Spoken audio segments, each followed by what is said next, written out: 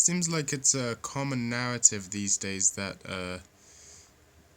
all the rich people are gonna move to Mars after they've destroyed the planet with global warming and stuff like that. Yeah, I don't buy it. I don't buy it. Neither do I. I mean, think about it.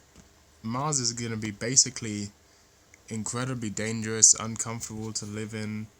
Like rich people aren't gonna leave behind all of their wealth on Earth to go to Mars and live as like, you know, basically really dangerous lives where they could die any minute from Mars being shit to live on with, in all discomfort and stuff. But then again, there's rich people who like to go and like travel to poverty tourism type stuff. Maybe they like the thrill of it, but it's not exactly the same narrative that's being spread about them abandoning a dying Earth to go live in a Martian utopia. Yeah, and even if all the rich people do move to Mars, it's just gonna be a like fucking Bioshock. It's gonna be like Bioshock. They're gonna all live there and they're gonna go fucking nuts and they're gonna kill each other and get addicted to Adam or whatever the fuck that game's about. Yeah, it's almost exactly the sort of scenario that Bioshock was talking about, just on Mars instead of underwater. Yeah, I don't think the rich are gonna move to Mars. I think that's a pipe. I think I wish that would happen, but no, not for a while. I mean, when you look at like new continents, like not new continents, but like colonization, like the Americas or Africa or India, it's never been the rich that are the first to move in. It's the poor and the sort of like people who aren't welcome who end up moving, and then when they get there, then they get rich off of exploiting resources or the people who already live there. Obviously, that's not a thing on Mars. You don't think it's a thing on Mars. You don't know. You never been there. Government could be lying to us. Martians all around us. It's fucking Martians all around us, mate. You don't know it. There's fucking Martians all around us, mate. Yeah, so I think the whole Mars for the rich thing is a bit of a meme, really. The rich are just gonna stay here and keep fucking everything. Maybe some, I think Elon Musk will probably go to Mars because he just loves it so much. But they know they're dickheads. The thing about these rich people is they know everyone hates them. They want to do something genuine and authentic. They know they're useless people. Like Elon Musk definitely genuinely thinks he's doing good for humanity. Jeff Bezos probably thinks he's doing good for humanity. Bill Gates definitely thinks he's doing good for humanity. You know, these people think they're sick. They think they're good people. No one thinks they're the villain.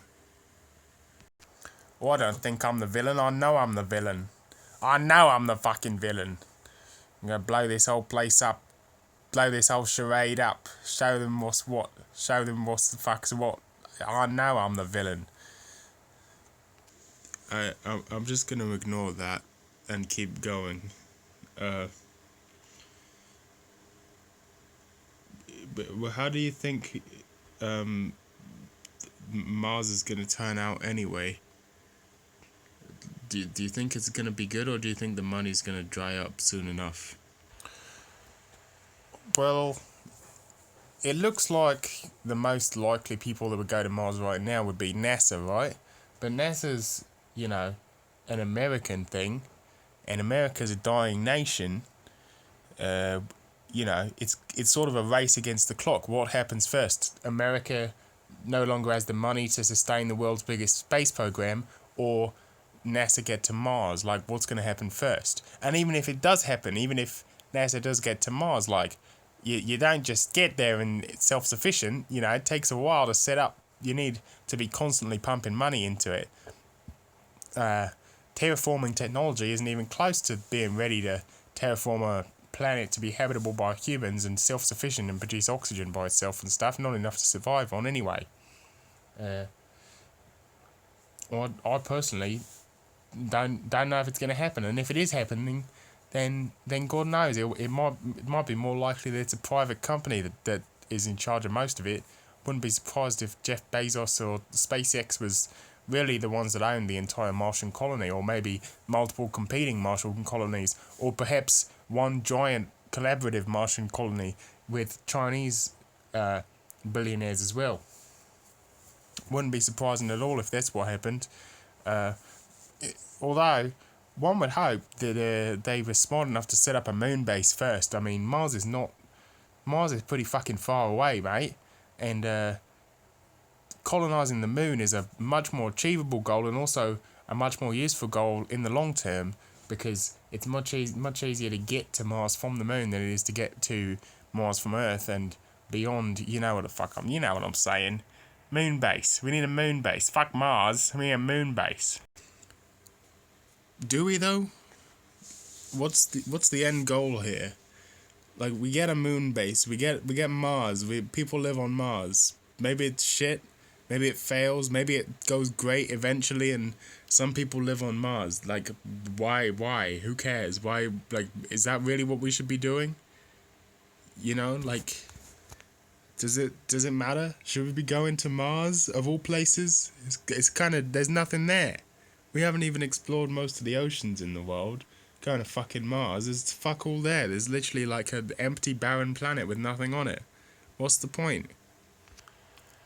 The point, my friend, is that eventually we'll become Star Trek. We can become Star Trek. Eventually. Gene Roddenberry was right. He wasn't. Well, it's complicated. The thing is, people think Star Trek is a utopian show. People think Star Trek is a utopian science fiction. It's not utopian, especially Next Generation and beyond the original series. Starfleet is often, the higher ups in Starfleet are often portrayed as corrupt or incompetent or outright malicious. You got war as a constant looming threat. The war with the Klingons was brutal. War with, or sort of, not war, but a tenuous peace with various species. The Cardassians, the fucking Romulans.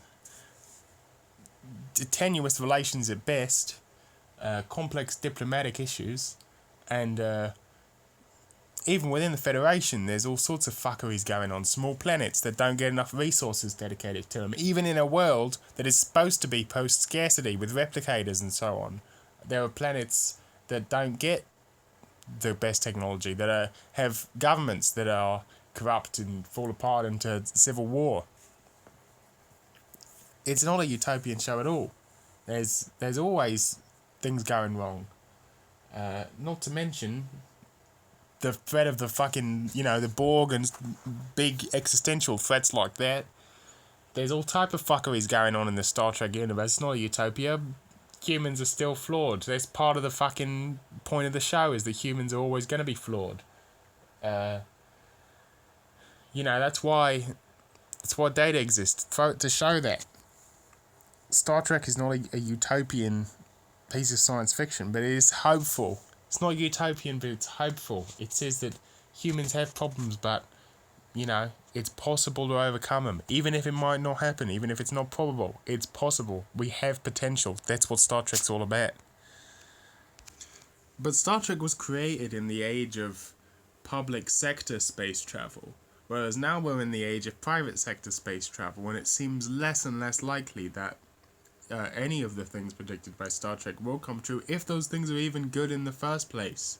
Like, Star Trek is very openly in support of having one world government ruling the entire world as sort of one country, which I suppose you could argue is similar to a world without borders, but on the other hand, means that if you're one of the people that the world government doesn't account for, means you have no option to go anywhere else. You're fucked, basically. Now, there's still a legal system and government and police and all that sort of stuff, and there's probably still prisons. I mean, the Enterprise has a brig, and there's prisons on other planets that are in the Federation. I don't know if there's prisons on Earth, but there's prisons in other Federation planets, which is strange. But anyway, maybe the prisons are more on, the more developed Federation planets, the ones that the Federation likes, the richer ones, or more diplomatically powerful ones, have better, maybe reformative justice. But that's not really, is that a good thing? Surely the better thing for I mean, I don't know. Star Trek doesn't make any sense. It's almost like it's a fictional TV show or something, and not a piece of predictive non-fiction. It's almost like that. You could almost be fooled into thinking that it's a TV show made for entertainment. Well, yeah, of course. Though Star Trek did predict various things, like the first prediction of the flip phone, predictions about computer technology, and a million other things. At the end of the day, the aliens in Star Trek don't represent real aliens. The aliens in Star Trek reflect back parts of humanity and human psyche and the human condition. The Klingons represent honor cultures and warlike cultures and aggression and masculinity. The Ferengi represent capitalism. The Vulcans represent logic and reason. There's all of these different species. You've even got the Cardassians, which represent warring fascist expansionism. The only species in Star Trek that doesn't represent a facet of humanity is the Borg, which represents by nature the other. The Borg are there to represent the great other that isn't human, and that's what's more powerful about Star Trek, rather than it being a direct parallel to actual space travel and interactions with alien species.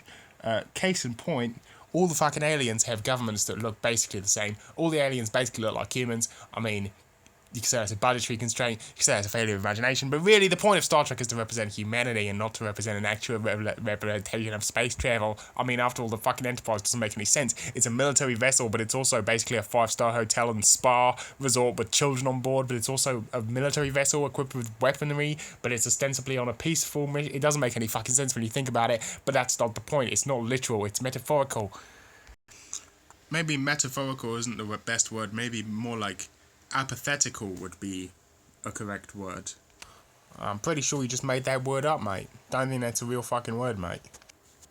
You know how everyone says Shakespeare always made up these words? Wait, wrong accent. Fuck. You know how everyone says Shakespeare made up all those words? Like, oh yeah, Shakespeare was so inventive that he came up with all of these new words. 100,000 words that Shakespeare invented. But then it turns out that as more and more texts are uncovered and archaeology and so on, turns out he actually really didn't invent that many words. A lot of those words had already been used prior to Shakespeare being around, and some of them were in common circulation. Some of the words that are like, oh, everyone says, wow, Shakespeare invented that, turns out no, he didn't. He was just a dude that was really good at writing poetry. He did invent some words, probably, but yeah.